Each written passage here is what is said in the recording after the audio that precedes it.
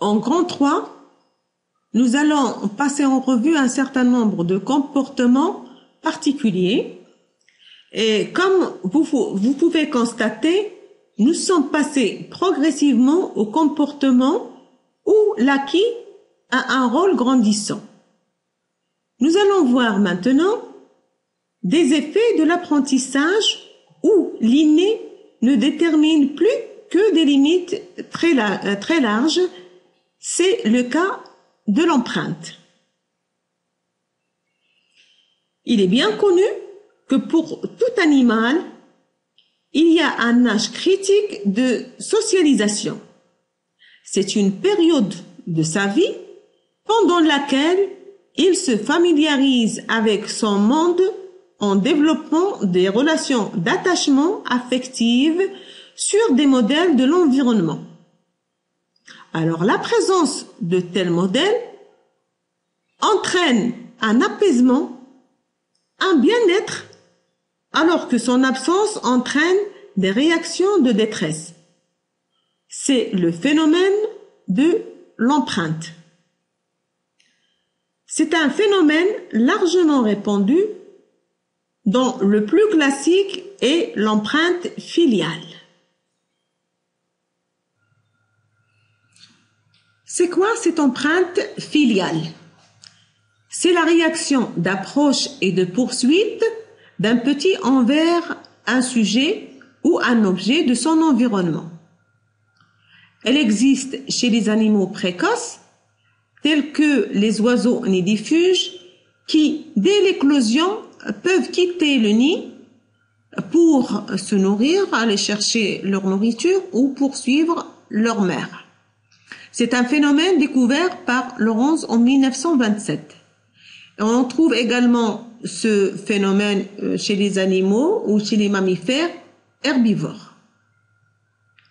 Chez les oiseaux, les oisillons et les canetons suivent leur mère à la queue leu-leu.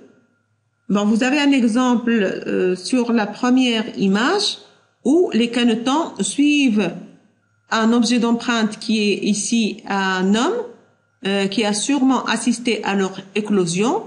Ils le suivent à la queue leu-leu. En principe, chez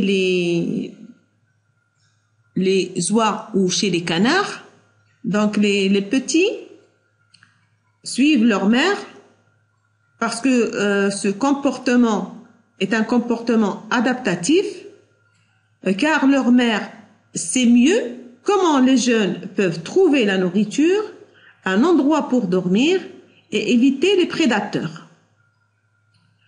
Lawrence est très célèbre pour avoir découvert le phénomène de l'empreinte. En effet, il a élevé les oiseaux d'oies cendrées en incubateur. Après avoir passé le début de leur vie auprès de Lawrence, ils suivaient fidèlement leur mère adoptive, en l'occurrence ici, Lawrence, et ne connaissaient pas les adultes de leur propre espèce. Alors, devenus adultes, ces oies préféraient la compagnie de Lawrence et d'autres humains à celle de leurs congénères et tentèrent même parfois de s'accoupler avec la jambe de Lawrence. Et on va voir après pourquoi. La reconnaissance de la mère n'est pas innée chez les oies cendrées. Elles réagissent à des stimuli qui ont certaines caractéristiques simples, comme le fait d'être le premier objet mobile rencontré. Donc, vous faites attention à cette caractéristique du premier objet mobile rencontré, que c'est une condition pour l'attachement de l'oisillon à un objet, et surtout mobile. Ce qui est inné dans ce cas, c'est la capacité à réagir au premier stimulus aperçu dans l'environnement. L'objet d'empreinte chez les oies n'est pas forcément la mère naturelle. Il est acquis. Cet objet mobile, qui peut être par exemple une boîte ou une balle même de ping-pong, il est plus efficace s'il émet un son, c'est-à-dire un autre stimulus qui est le son. Et ce son, il peut être même différent de celui d'une oie, c'est-à-dire de la mère naturelle. Comme dit le poète, la mère n'est pas l'oiseau qui pond l'œuf, mais l'oiseau qui l'a fait éclore. D'autre part, un leurre riche en stimuli est donc plus efficace. Donc une stimulation sonore, le mouvement, des couleurs très attirantes, il vaudrait mieux ou ils sont plus efficaces qu'un objet immobile qui n'émet pas de son et qui présente une seule couleur. On a constaté également que chez le poussin, l'empreinte par une boule rouge, par exemple, est beaucoup moins forte qu'avec un leurre sous forme de poule. Donc, si on constate ici qu'il y a une prédisposition à prendre le stimulus naturel, qui est la poule, par exemple, mieux qu'un objet qui est plus éloigné de point de vue forme ou de couleur de la mère naturelle. En plus, le poussin apprend les caractéristiques individuelles de sa mère progressivement au cours du temps.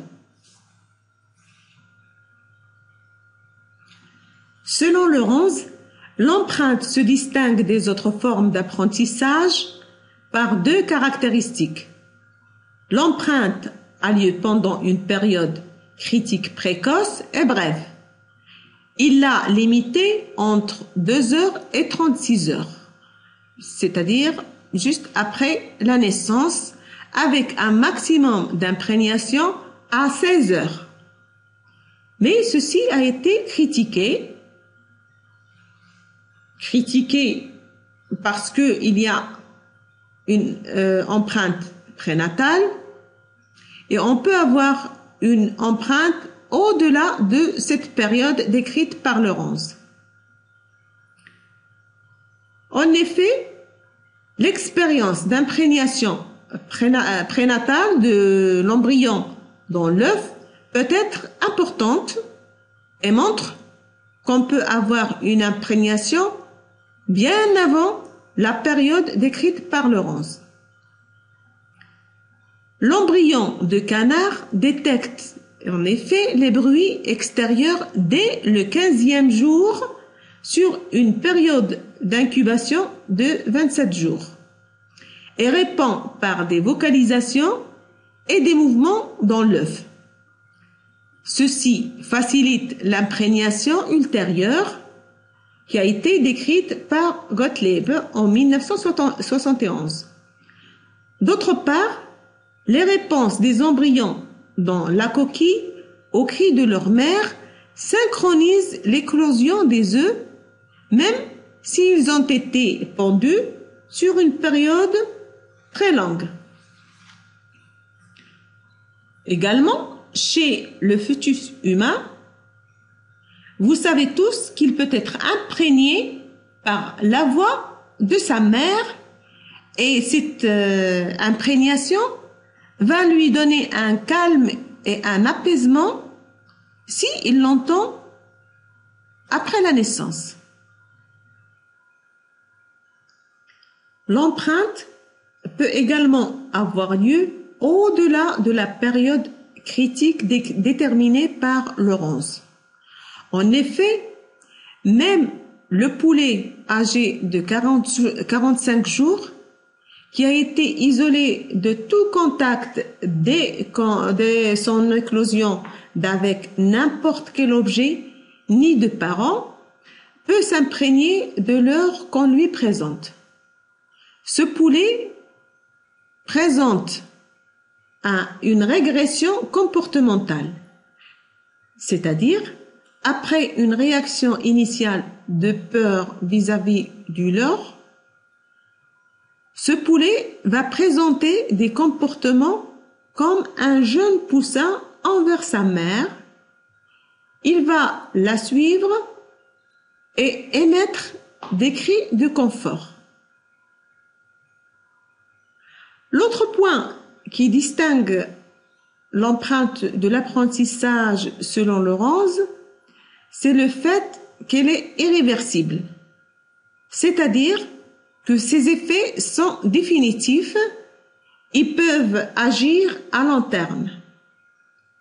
Il suppose que cette empreinte filiale va conditionner le choix du partenaire sexuel à l'âge adulte. On verra est-ce que c'est vrai ou faux par la suite. Chez les mammifères, l'exemple de l'empreinte chez l'agneau, alors la recherche de la mamelle est le premier acte du mammifère nouveau-né. Les premières tétées ont de nombreux effets, dont celui d'apprendre à reconnaître sa mère. Ces premières tétées permettent l'ingestion du colostrum par l'agneau. Après, il va y avoir une libération du CCK, c'est la cholécystokinine, qui est une peptide sécrétée par le duodénum lors de l'arrivée des aliments. Et il va agir sur la mémoire. La quantité de CCK est multipliée par 5 en quelques heures et commence à diminuer au bout de 24 heures. Ce sont donc les 6 premières heures qui sont déterminantes dans l'établissement du lien entre l'agneau et sa mère. L'agneau est ainsi capable de discriminer sa mère d'une autre brebis étrangère entre 12 et 24 heures après la naissance.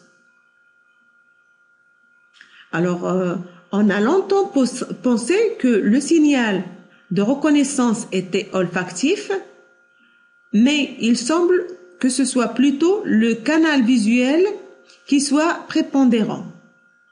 Plus tard, il y a aussi reconnaissance des cris de sa mère.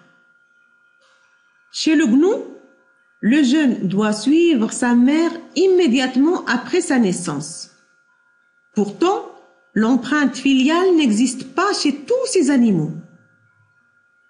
Les femelles accouchent en commun, le jeune est sur ses pieds en quelques minutes et en moins d'une heure, il court aussi vite que sa mère. Souvent, l'imprégnation maternelle est insuffisante et de nombreux petits se perdent. Sans cette capacité, ils auraient été une proie facile pour les prédateurs et l'espèce n'aurait pas survécu.